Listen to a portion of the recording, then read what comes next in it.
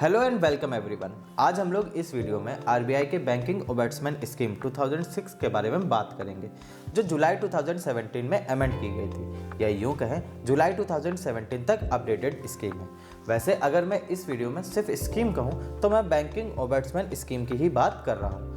RBI की ये scheme Bharat के सभी शेड्यूल्ड कमर्शियल बैंक्स, आरआरबीज और शेड्यूल्ड प्राइमरी कोऑपरेटिव बैंक्स को कवर करती है, मतलब सभी पर अप्लाई होती है। स्कीम के अंडर बैंक का कस्टमर बैंक की सर्विसेज से रिलेटेड आरबीआई के बैंकिंग ओम्बड्समैन को कंप्लेंट कर सकता है।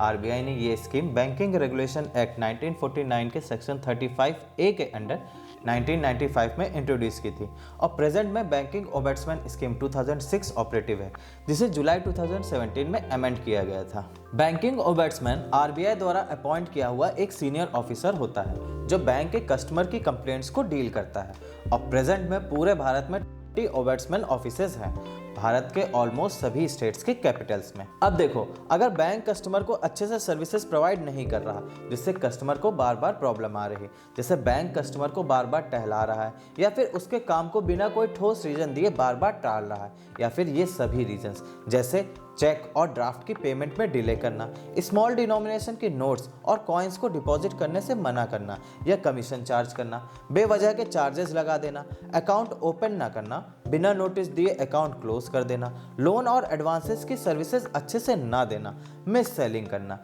ये दिए हुए सारे रीजंस आपकी कंप्लेंट का बेस बन सकते हैं। इन्हें चाहें तो आप एक बार पॉज करके जरूर पढ़ लें, आपके काम आएगा। इन सभी सर्विसेज की कमी कंप्लेंट का एक रीजन बन सकती है, तो कस्टमर को सबसे पहले कंप्लेंट बैंक में करनी होगी और अगर बैंक 1 महीने के अंदर कस्टमर को कोई रिप्लाई नहीं करता है या फिर कस्टमर बैंक के रिप्लाई से खुश नहीं है या फिर बैंक ने कस्टमर की कंप्लेंट को रिजेक्ट कर दिया है, तो कस्टमर बैंकिंग ओम्बड्समैन ऑफिस में अपनी कंप्लेंट लेटर के थ्रू, वेबसाइट या फिर ईमेल के थ्रू कर सकता है। कस्टमर को एक बात का ध्यान जरूर रखना है कि कस्टमर सबसे पहले बैंक में ही कंप्लेंट करे और निर्धारित समय के बाद ही बैंकिंग ओम्बड्समैन ऑफिस में कंप्लेंट करे, अदरवाइज उसकी कंप्लेंट को रिजेक्ट कर दिया जाएगा और कस्टमर को कंप्लेंट बैंक के रिप्लाई से 1 साल के अंदर करनी होगी। कस्टमर को कंप्लेंट में अपना नाम, एड्रेस और कंप्लेंट क्यों कर रहा है ये सब बताना होगा, साथ ही कस्टमर क्या रिलीफ चाहता है ये भी।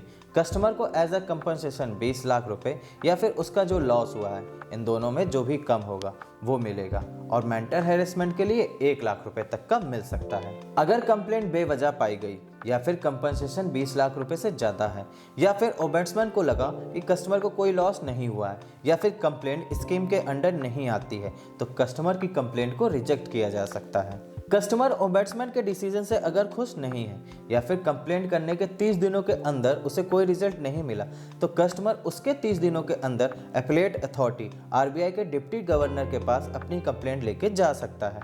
एक लाइन में शॉर्ट में कहूँ, अगर कस्टमर बैंक की सर्विसेज से परेशान है तो सबसे पहले बैंक में कंप्लेंट करें, उसके 30 दिनों के बाद बैंकिंग ओम्बड्समैन में कंप्लेंट करें और उसके 30 दिनों के बाद हायर अथॉरिटी को कंप्लेंट करें। कस्टमर को complaint respective banking ombudsman office में ही करनी होगी और कंप्लेंट के लिए कोई भी फीस नहीं पड़ेगी। हाँ, अपीलेट अथॉरिटी कस्टमर के कंप्लेंट को रिजेक्ट कर सकती है, ओम्बड्समैन के डिसीजन को मॉडिफाई या फिर चेंज भी कर सकती है। अगर कस्टमर ओम्बड्समैन के डिसीजन से सेटिस्फाइड नहीं है तो कस्टमर कंज्यूमर फोरम में भी जा सकता है, उसके पास पूरा राइट है। तो ये थी आरबीआई की बैंकिंग ओम्बड्समैन स्कीम 2006। आरबीआई की इंटीग्रेटेड बैंकिंग ओम्बड्समैन स्कीम 2021 नवंबर 2021 से इफेक्टिव है, लेकिन उसके बारे में फिर किसी दूसरे वीडियो में बात करेंगे। आप अपना बैंकिंग से रिलेटेड एक्सपीरियंस जरूर शेयर करें और चैनल को सब्सक्राइब करें। मिलते हैं नेक्स्ट वीडियो में, तब तक एंजॉय।